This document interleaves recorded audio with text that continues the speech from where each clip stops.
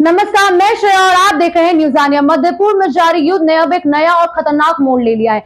Iraq के पास तेल टैंकरों पर हमले, स्ट्रेट ऑफ हार्मुज में जहाजों की आवाजाही लगभग ठप और अब ईरान की तरफ से शांति के लिए 3 बड़े शर्त। इन सब के बीच पूरी दुनिया की नजर इस संघर्ष पर टिकी हुई है। मध्य पूर्व में जारी ईरान युद्ध लगातार गंभीर होता जा रहा है। ताजा घटनाक्रम में इराक के तट पर 5 तेल टैंकरों पर हमला हुआ है, जिससे क्षेत्र में तनाव और बढ़ गया है। इस हमले में एक व्यक्ति की मौत की भी खबर सामने आई है और इसके बाद इराक ने अपने तेल टर्मिनल के संचालन को अस्थायी रूप से रोक दिया है।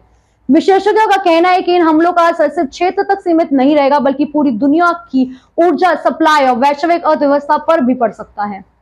दरअसल ये संघर्ष उस समय शुरू हुआ है जब अमेरिका और इजराइल ने फरवरी के अंत में ईरान के सैन्य ठिकानों पर संयुक्त हमले किए।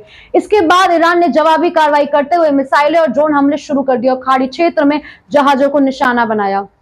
इसी बीच दुनिया के सबसे अहम समुद्री मार्गों में से एक स्ट्रेट ऑफ हार्मुज को भी इस टकराव का केंद्र बनाया गया।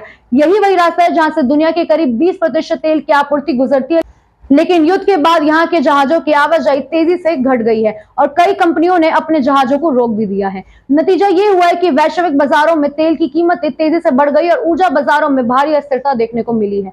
ईरान की शांति के लिए 3 शर्तें आई हैं। इन सबके बीच ईरान ने युद्ध समाप्त करने के लिए 3 बड़ी शर्तें सामने रखी है। ईरान के राष्ट्रपति ने कहा है कि यदि युद्ध रोकना है तो पहली शर्त ईरान के वैध अधिकारों को अंतरराष्ट्रीय स्तर पर मान्यता दी जाए। दूसरी शर्त युद्ध से हुए नुकसान के लिए मुआवजा दिया जाए और तीसरी शर्त यह अंतरराष्ट्रीय गारंटी दी जाए कि भविष्य में अमेरिका और ईरान पर हमला नहीं करेगा। हालांकि अमेरिका और उनके सहयोगी ने अभी तक इस शर्तों पर कोई स्पष्ट प्रतिक्रिया नहीं दी है। अमेरिका कार्रवाई और नए हमले। इसी बीच अमेरिका ने ईरान के खाग्र टिप पर बड़े पैमाने पर हवाई हमले किए। बताया जा रहा है कि इन हमलों में 90 से ज्यादा ईरानी सैन्य ठिकानों को निशाना बनाया गया है। हालांकि तेल की बुनियादी ढांचे को जानबूझकर निशाना नहीं बनाया गया है। यह द्वीप ईरान के लिए बेहद अहम है क्योंकि यहाँ से देश के करीब 90% तेल निर्यात होते हैं। इस युद्ध का असर अब पूरी दुनिया में दिखाई देने लगा है। अंतरराष्ट्रीय ऊर्जा एजेंसियों के मुताबिक अगर संघर्ष लंबा चला तो वैश्विक ऊर्जा संकट और आर्थिक मंदी का खतरा बढ़ सकता है। कई देशों ने अपने आपातकालीन तेल भंडार से लाखों बैरल तेल जारी करने की तैयारी शुरू कर दी है ताकि बाजार को स्थिर रखा जा सके। उधर संयुक्त राष्ट्र सुरक्षा परिषद में भी इस मुद्दे पर चर्चा तेज हो गई है और कई देशों ने क्षेत्र में तनाव कम करने की अपील की है। कुल मिलाकर मध्य पूर्व का यह युद्ध अब सिर्फ क्षेत्रीय संघर्ष नहीं रह गया। तेल आपूर्ति, वैश्विक व्यापार और अंतरराष्ट्रीय राजनीति तीनों पर इसका असर पड़ रहा है।